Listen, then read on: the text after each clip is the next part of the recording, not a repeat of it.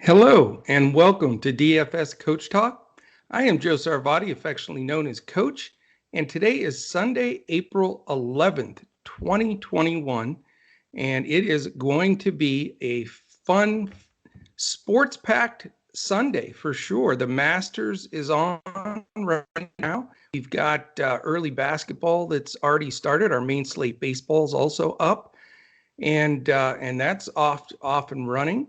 So I'm doing the podcast today here a little bit later than normal. I was hoping to get some of the news because today is like one of the craziest heavy news days for players that I've seen in a long time. And we go through this. We try to get it as close as we can to what's going to help everybody. And if there's 15 changes, then it literally domino affects our lineups. So today I just wanted to take sort of a wild shot here to see if some of this news came in. And guess what? There's not a whole lot of it that did. So we've got an 8-game main slate tonight. And I'll give you an idea of some of the key players that we have confusion on, because we don't know if they're going to play or not, or if they have minutes restrictions, etc. But I'm going to do the best I can, give you at least a good feel to start your build, at least get it into play. And then as normal, it's the key is just staying tuned in with us here at Coach Talk on our Discord, because we're going to be in there as this news breaks. Some of it may not break until after lock, so that, we'll have some set up for a rotation of guys if we're swapping. I mean, that's the world of NBA. I mean, it's not like any other DFS sport at all, in the sense that it's breaking news you don't usually get until, maybe 30 minutes before the game. So it's, you got to stay with it. And it becomes, I get so discouraged sometimes when some of our members miss those updates, and they're stuck with the lineups that we had put in. And then what happens is there's changes and we have to swap, and some folks miss it. So if the members are watching right now, please try to at least set your alerts so that when we do make those lineup changes that you can also adjust to them, because it's only fun when we all win together in our Coach Talk family there. All right, let me give you a real quick rundown again of those keys to watch. We know Giannis is doubtful. I've already counted him out for the most part. Drew Holiday probable. Kyle Lowry now questionable. Tatum is probable. Jamal Murray questionable. Jaylen Brown is probable. So I think both Celtics play. However, that's the early game, so it doesn't matter for this main slate anyway. But I just wanted to let you guys know if anybody's swapping folks out for the afternoon game.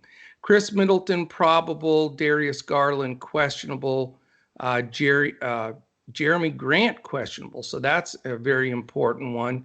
We know that Van Vliet and Anunoby are both out, which makes a definite difference there. Garrett Temple doubtful. Jalen Noel questionable. Gorgie Jang still out for San Antonio, not making his debut yet.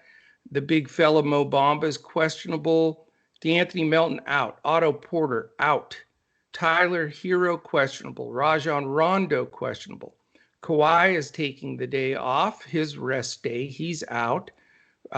Those Milwaukee guys that all sat, Lopez, DiVincenzo, Middleton, and Holiday, all probable. The only one that's probably not going to play, he's doubtful, like we mentioned, was Giannis. Okeke for Orlando, who's played a pretty big role, he's questionable. And then we know Lonzo Ball's out. Miles Turner is out. Looks like the Mavs are going to get Willie Cauley-Stein back.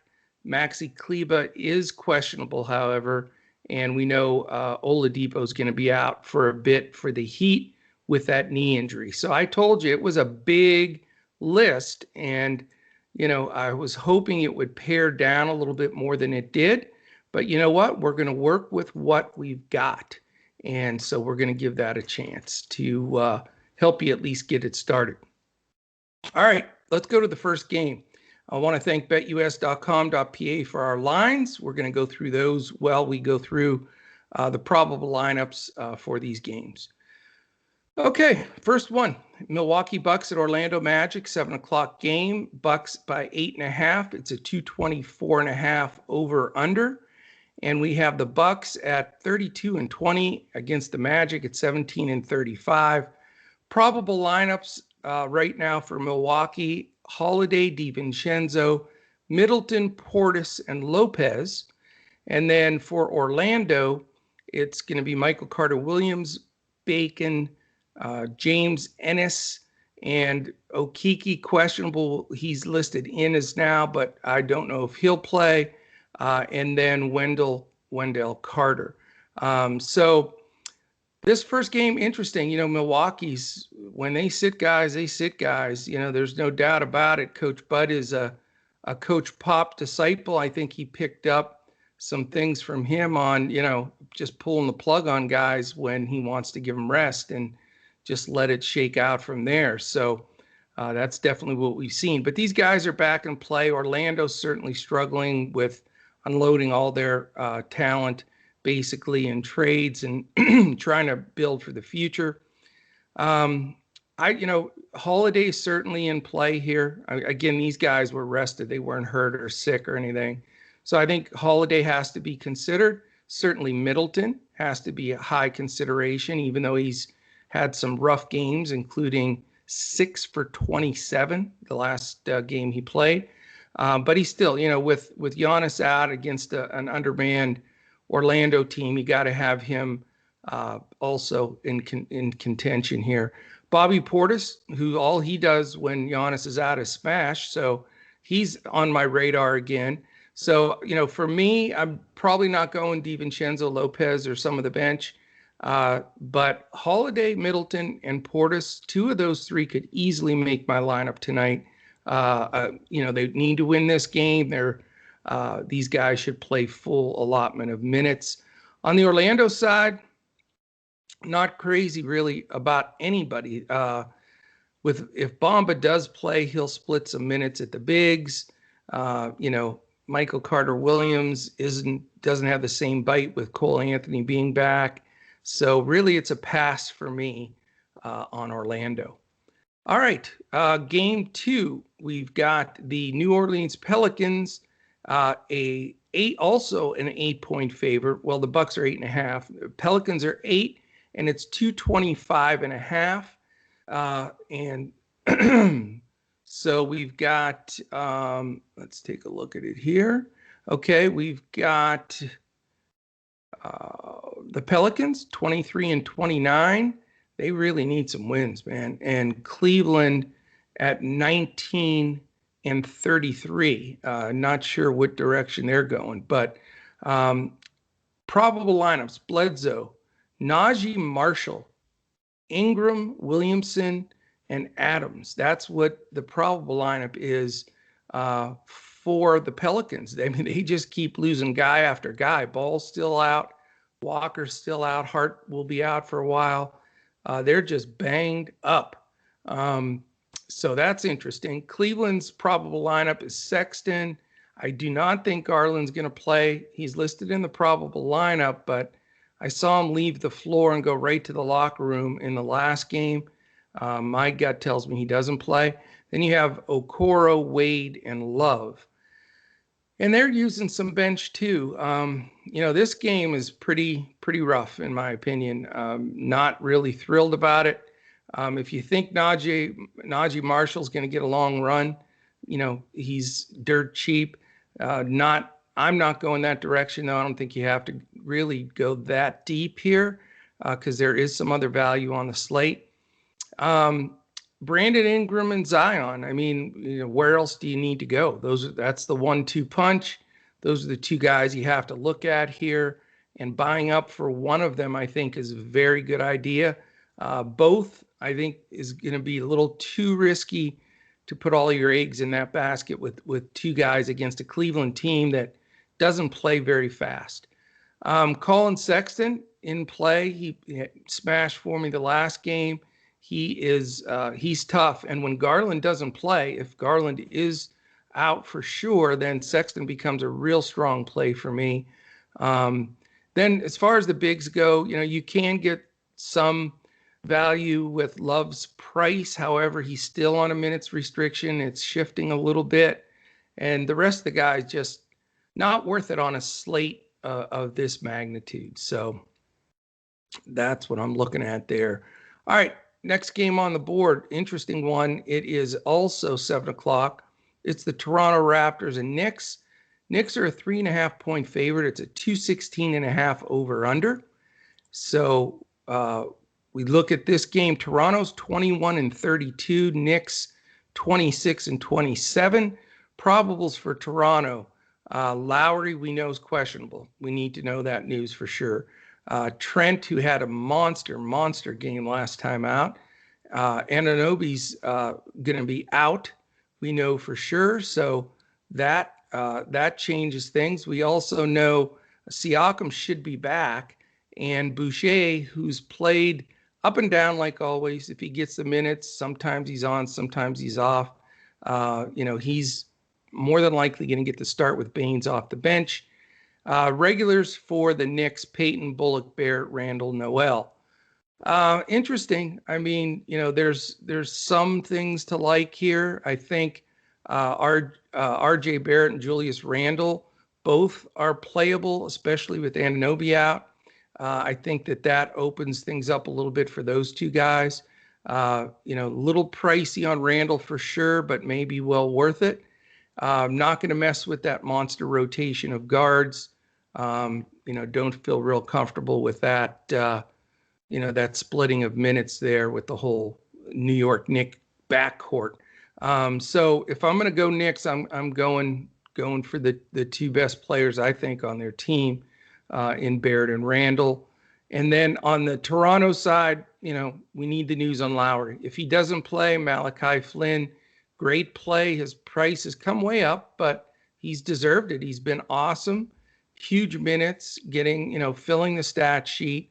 So he's in play again if Lowry sits. If Lowry plays, then I'm not going to spend that money for Flynn. Trent, do you go right back to him? I'm not, because it's, certainly going to be regression from that game, and it's the Knicks slow ball and defensive-minded ball. So I'm not going to go there. Siakam is interesting to me. He had that rest game the last game. The Knicks are good defense, though, and Randall, can get after it. And you got Noel and Gibson. One of the two will be at center, backing that up as Siakam tries to clear out and do his drive. So even though he's interesting at that price against the Knicks, I'm not going to go there. I'm a little bit more interested in Boucher. I mean, just always chasing that ceiling game when, we know he has in him. I mean, 2 games ago, he almost went for 40 and 20. That doesn't happen. So, I think he'll be fine. I think his price is about right. And I'm going to keep him in consideration. Okay, how about we go to the next one? We go to the Chicago Bulls at the Minnesota Timberwolves. This is my favorite game of the day, and it should be for everybody's, because these two teams are not defensive wizards, and I'm not meaning Washington Wizards. I'm meaning they're not stoppers, Bulls or T-Wolves. This game is Chicago by 4. Over under is 231. So the magic 230 number, and I like it to even go higher than that, really. So probable lineups for the Bulls are 22-29. Minnesota somehow 13-40, and they have some talent on that team. Very, very tough one there if you're a T-Wolves fan. All right, Satoransky, can't just toss him. I mean, this is a perfect scenario for the Bulls. He's done really well, but Kobe White is in the mix with him, and they are splitting enough that it's going to push me elsewhere. We know Zach LaVine's been playing absolutely out of his mind. He's not a good defender, as is his counterpart on the other side, Anthony Edwards. These two guys are pretty expensive. I like them both. I like the duel. I love that when we get a stud from both sides, and they don't guard each other very well. It becomes somewhat of a shootout, and I think this just lands perfectly that Levine and Edwards are going to be in that shootout. So those two were the first two I popped into my lineup today, even though they're expensive. I love the upside potential here, and I think this has really good opportunity to get some damage done. Now the other duo, if you're looking for that, bumpering off the other guy, you've got Vuk and Towns, and they're both awesome. They both don't defend well, and they'll also be on each other. So, you've got another opportunity there. Now, can you afford all four of those guys? No, I mean, it's just not realistic. You can't do it. For DraftKings and Yahoo, you can take multiple guys at a position, but FanDuel, that doesn't even come into play. But again, it's not realistic. So, playing Vuk or Towns, possible. If you're still playing Levine and Edwards, you can still make it work with enough value on the slate. But I'm not going to go to Vuk and Towns. I think that this is going to be a wide open run and gun type of fill the lane, get the shot up quick, high scoring. I don't think they'll get in quite the half court sets that really help Vuk and Towns, especially Vuk. I think that you're going to see more of the guards taking control of this game. I mean, those two will, I'm sure, do fine, but to go 7-8x with those big salaries, a little bit dangerous to me. I actually like the forwards that are playing alongside of them in Young and McDaniels. I think they're both guys that can get some good fantasy numbers. Thaddeus has been terrific. But, the only problem with that Young is you do get a lot of marketing minutes as well. So that, scares me a little bit. McDaniels is cheap. If you want to go Patrick Williams, which I often do as my value stud, and he generally pays off value. So there's all kinds of ancillary guys you can take here, including Rubio, but D'Angelo Russell's now splitting time with him. So, D'Angelo's expensive, still on a minutes restriction, and just, too dangerous for me to spend that on an 8-game slate. So for me, there's some, again, this is my game. So Satoransky with some interest, possibly Williams or Young as a value play, definitely Levine. On the Minnesota side, definitely Edwards, and possibly McDaniels as a value, and that's it. So I think it's going to be a fun game to watch, and hopefully one that is just full of excitement for the DFS guys like me that will be stacking this game. All right, we go to the San Antonio Spurs against my Dallas Mavs. Mavs favored by 6. It's 220.5. So interesting here. I like the line. I think it's about right on the money. You've got the Spurs at 24-26. Mavs are 29-22, 7 games over 500. Third hottest team in the league for since the All-Star break, and playing some good ball. San Antonio, Murray, White, DeRozan, Johnson, Pirtle, with their same pretty deep bench rotation. Mavs right now, it's looking like Luka, Jay Rich, Dorian Finney-Smith, known as Dodo, Porzingis, and then I think Kleba sits. And if he does, we could have a lot of different options, probably Nicola Melli, and then Willie Cauley-Stein is back today also. So there'll be a rotation of guys there. This game isn't my favorite on the slate. I can tell you that. I think that, DeRozan is the strongest player for the Spurs without question. And, Dorian Finney-Smith is the best defender. He and Richardson are the two best defenders on the Mavericks. So I think DeRozan gets held in check slightly.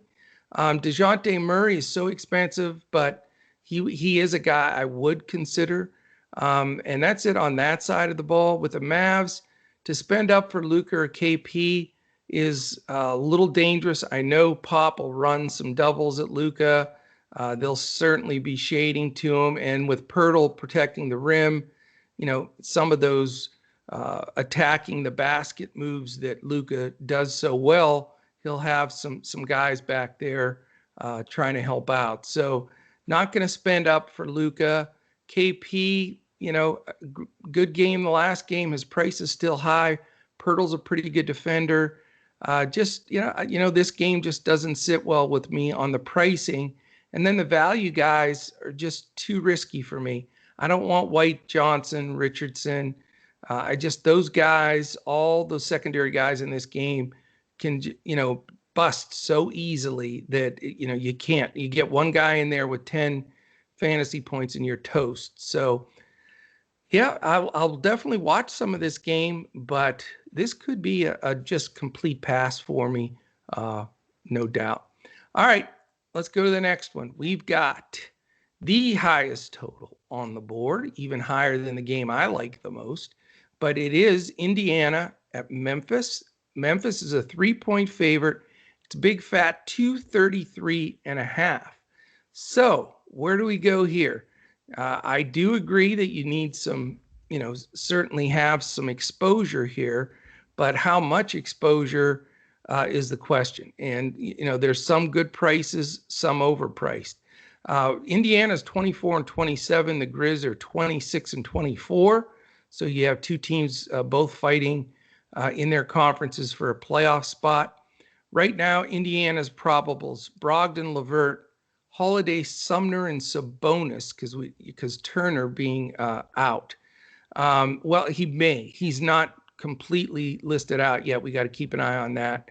There was I saw both doubtful and questionable tag on him, but I think he sits personally. With him out, Sabonis is always a better play, but Sabonis and Valanciunas, similar style pounded games, and I think they'll negate each other a bit.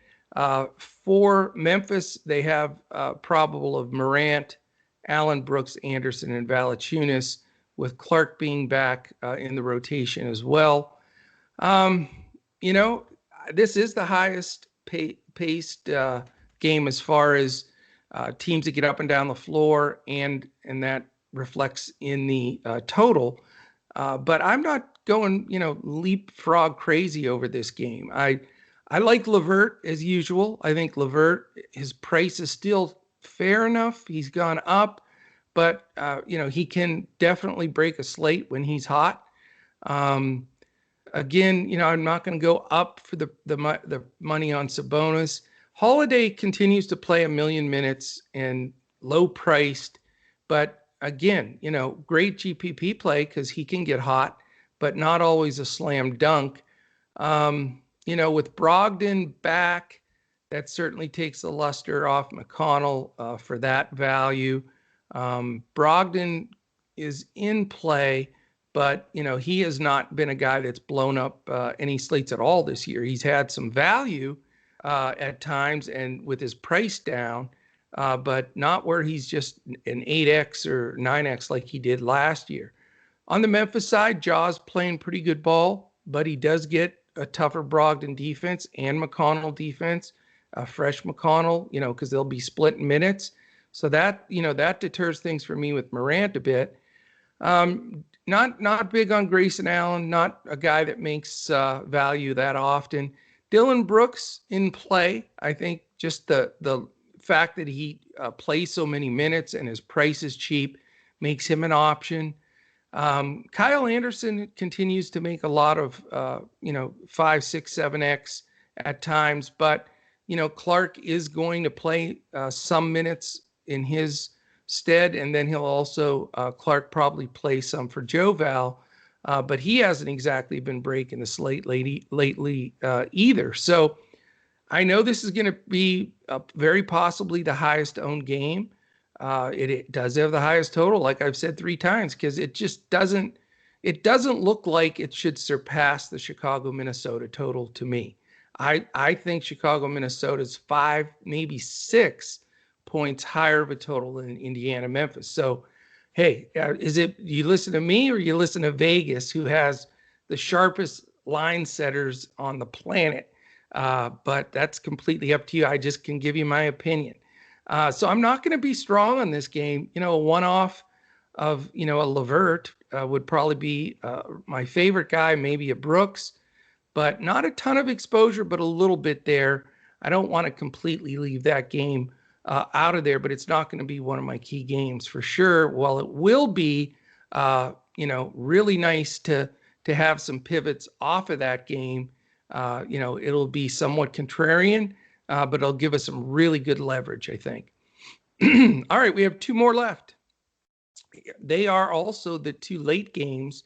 We've got a big fat 2 hours between all those early games and let's see. To review it here, we had two 7 o'clockers: Bucks, Magic, Pelicans, Cavaliers. Then we have a bunch of 8 Eastern games: Raptors, Knicks, Bulls, Timberwolves, Spurs, Mavericks, Pacers, Grizzlies. Then we have the 2 hour break, the true after hours slate. 2 games. They're both at 10 Eastern. First one is Miami Heat, Portland Trailblazers. It's a pick 'em at Portland, 221.5, which is a pretty darn good number. This game's interesting. I think it's got definitely some possibilities in here. The Miami Heat are 27-25 against the Trailblazers at 31-21, 10 games over 500. They are playing well. We've got probables for Miami: Dragic, Robinson, Butler, Ariza, and Adebayo. We still don't know if Hero's in or not. We know Oladipo's out. So it changes the process there a little bit with that squad and the rotation. With Portland, it's Lillard, McCollum, Powell, Covington, and Nurkic. Nurkic is possibly out, possibly in. That's one of those big news pieces. Cantor just, easily had 30 rebounds, and we rostered him. We had him. I love Cantor when Nurkic sits, but when Nurkic is back, it's eliminated for me because it's a split. Dragic is going to get more minutes by default here. Hasn't been playing huge minutes, but with guys out, I think he's going to be the recipient, and Portland's backcourt is not good defensively. So Dragic is in play. Not probably going to go Robinson or none off the bench, especially not knowing the Hero news for sure. Jimmy Butler has not really made value in a long time. His price keeps coming down, and it's just because they have so many weapons. But I think he gets a little bit more of that action back, especially with Oladipo, even though he was only there for a couple games before getting hurt, especially if Hero's out. I think Butler, this could be a sneaky, we've sort of forgot about Jimmy Buckets kind of game where he could really shine. He is definitely expensive, but not where the number he was before. He is certainly in my player pool, and I will be considering him tonight. Not going to go Ariza this game, not with Covington D, and he's sort of been over-owned. He's everybody's sort of favorite buy-down guy. Bam in play. Certainly can take advantage specifically of Cantor and too quick for Nurkic as well. If Cantor's going to play the big minutes and Nurk does sit, then Bam elevates probably to my top center play. If Nurk's going to play, then he's more of a secondary or GPP play for me. On the Portland side, I've gotten stung a few times trying to go with any of these 3 guys, Lillard, McCollum, and Powell, and it just isn't paying off. It's somewhat of a gamble any which way you go right now because they're all getting shots up. Still Lillard and McCollum are in control of the team, but Powell is a really even stronger option than Trent was when he was here. And, there's a lot of sharing going on. That's why they're winning. And they also use their bench quite a bit. Miami's got a good defensive scheme. So not going to spend up for the big Bucks guards from Portland here. So hopefully I can use some of that money for the Miami side. All right. I think we have one game left, don't we? Let's go see what we got. Yes, we do. The Detroit Pistons at the Los Angeles Clippers. Big spread here. This is the only big spread of the day. Other two, 8.5 are decent. This is the only game that concerns me on the blowout side. I think it's something we have to consider. However, Kawhi, it's a rest day for Kawhi. Maybe that keeps it closer, but it's that combination I don't like. Double-digit spread, Clippers might by 12, and only a 216 over/under. So that that could be a disaster for those of us DFS players, because it could misfire on both sides of the docket there, blow out and be low scoring, and then you're really in trouble. So, where do we go here? Detroit's been tough to figure. Detroit's 16-37, Clippers 36-18. They're really starting to flex their muscle now that they've got a lot of their guys back. They're able to rest guys and get done what they need and still win. And that's probably what will happen tonight. But Detroit's been playing a lot of guys in the backcourt. Dennis Smith starting. The probables right now are Smith, Jackson, Bay, Stewart, and the fourth guy in, it looks like Grant's probably not going to play. He's questionable. So they have him still listed as a probable starter, but I don't believe that he plays for sure. We need to follow that news for sure. Also, with Plumlee, we need to make sure we follow that news, because that changes that lineup. Is Isaiah Stewart in play? Do you want to go with one of the backcourt guys for Detroit? I'm not, because Kojo's playing a lot. Sadiq Bey gets good run. But their backcourt is pretty jammed up, and it's just too risky, especially against a Clippers team that's improving defensively game over game. For the Clippers side, you've got some similar situations here. We need to make sure and see who's in, who's out. Pat Bev is out, so it gives Reggie Jackson the reins a little bit. When Leonard sits, usually Luke Kennard is in that rotation and can get some minutes. Same with Terrence Mann. They have all three. They have right now the probable Jackson, Kennard, Mann, Morris, Zubac. So we'll see. Is that going to be the main rotation? Are we going to get some of the other contributors in there? That can make somewhat of a difference. The Batums. But I'll tell you, the guy that's been consistent with me, broken record, but Marcus Morris. He's just, especially when Kawhi or George sit, it definitely can make a difference. And I think that we need to know for sure what the status is on George, first of all. But, Marcus Morris is that second flight guy. If the key guys aren't playing, that I would go to. Luke Kennard's cheap. Terrence Mann is cheap. So those are options as well. If you think Reggie Jackson's going to get enough of a run with Pat Bev out, also an option. So you can actually get some Clippers here with value. They may be the best value team until this news opens up and lets us know, what the rest of the situation is. So I would say I'm going to look to dip into a little bit of that value. Wouldn't mind having a Kennard and a Morris if those guys are sitting, and then an Isaiah Stewart on the other side if Plumlee and Grant especially are down. So that could be a nice game to make up some salary for the other guys. All right. That is the whole thing. Just buzzing right through it. I know I wanted to make this show a little bit shorter today because everybody's watching the Masters and baseball and basketball. So I want to let everybody get back to that. Certainly hope this helps you at least formulate that initial lineup. We'd invite you to join us. Go to dfscoachtalk.com. You can sign up for any packages. You get all four of our sports: basketball, football, baseball, and golf. We cover all of them, full lineups on FanDuel and Yahoo. Really sharp coach's clipboard, which gives you a highlighted group and some other fill-in players for Draftkings. So we've got you covered. We have a terrific group of members. We have a meeting every Saturday at noon where everybody chats, talks strategy.